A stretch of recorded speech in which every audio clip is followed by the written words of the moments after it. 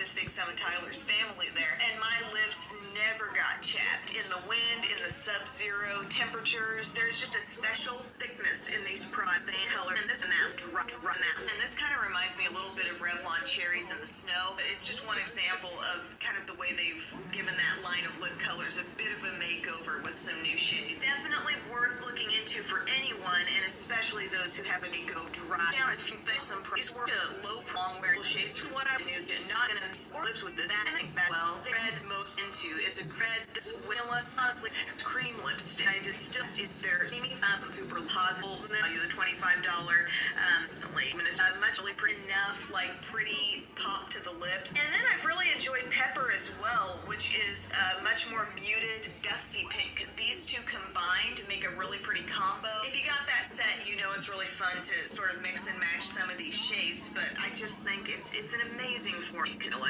Beautiful enjoy. And also the Flower Beauty Hydra Silk lip colors. These are very similar in the way they apply on the lips or shine the shade. And Hydra Silks have just a little bit more. I was recently comparing in a favorites video the fact that I have a shade called HD Desert from Revlon, and I've got the Flower Beauty Hydra Silk in Rose Petal. Hang on, lips even shade. But these feel and remind me so much of Revlon lip butters. You know, they do have the intensity of color matte lipstick. Color nice, not even that you're gonna so my goodness. You have splits. The dead moisture does have cut it, and you know, it is done in different shades from the lighter ones to the fiber and ability. So it's not like a high patch to fine shine. You know, these are creamier than that. You're gonna be able to like press your lips together and really sort of mush some product around, so to speak. And you'll notice a little bit of shine when these are newly applied, but then as you wear them just a little bit, you know, you'll lose some of that. They're not like a high gloss finish by